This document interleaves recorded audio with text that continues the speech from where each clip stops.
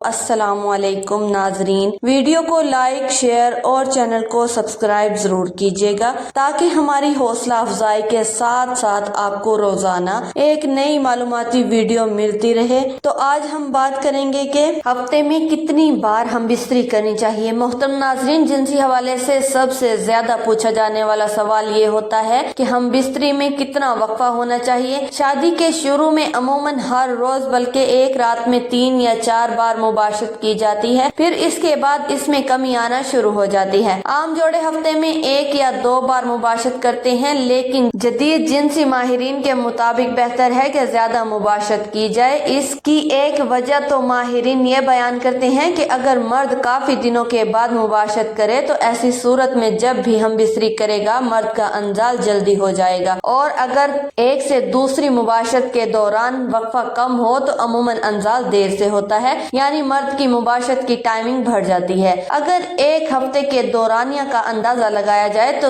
30 سال کی عمر تک ہفتے میں 5 یا 6 بار ہم بستری کرنی چاہیے، 40 سال کی عمر تک ہفتے میں 4 بار، 50 سال کے بعد ہفتے میں 3 بار، اور 60 سال کی عمر کے بعد ہفتے میں 2 بار، اور 70 سال کی عمر کے بعد ہفتے میں 1 بار ہم بستری کرنا مفید ہے۔ تاہم اگر ہم بستری اس سے زیادہ کرتے ہیں تو یہ بہتر ہے، کیونکہ جب بھی مباشرت کی جاتی ہے تو مرد کا دوران خون بڑھ جاتا ہے جو صحت کے لیے مفید ہوتا ہے۔ ایک ریسرچ کے مطابق زیادہ ہم بستری کرنے والوں کو عموماً ہارٹ اٹیک نہیں ہوتا اور پراسٹیٹ کی بیماری نہیں ہوتی، اور اسی طرح جوڑوں کے درد بھی کم ہوتے ہیں۔ محترم ناظرین، خاوند اور بیوی کے لیے شب زفاف میں ہم بستری کرنا اگر وہ چاہیں تو جائز ہے، لیکن شریعت میں اس کی تعداد متعین نہیں کہ کتنی بار ہم بستری کی جائے۔ اس کا سبب یہ ہے کہ یہ حالات کے اعتبار سے مختلف ہو سکتی ہے، اور پھر جب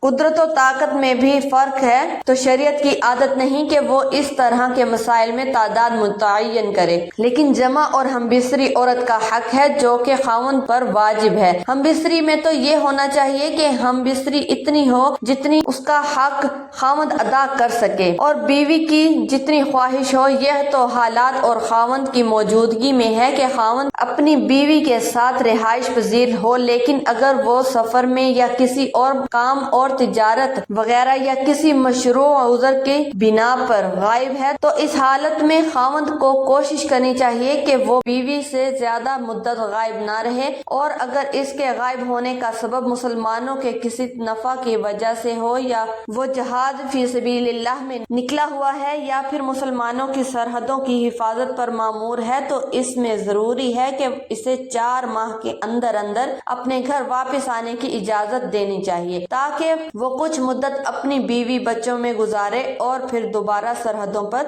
جہاد میں واپس چلا جائے۔ عمر بن خطاب رضی اللہ تعالی عنہ فرماتے ہیں کہ سیاست اور حکم یہی تھا کہ انہوں نے فوجیوں اور سرحدی محافظوں کے لیے یہ مقرر کیا تھا کہ وہ اپنی بیویوں سے 4 مہینے تک دور رہیں۔ جب یہ مدت پوری ہو جاتی تو انہیں واپس بلا لیا جاتا اور ان کی جگہ دوسروں کو بھیج دیا جاتا تھا۔ دعا ہے کہ اللہ تعالی ہم سب کو شریعت کے مطابق زندگی بسر کرنے کی توفیق عطا فرمائے، اور ہم سب کو 5 وقت کی نماز ادا کرنے کی توفیق عطا فرمائے۔ آمین ثم آمین۔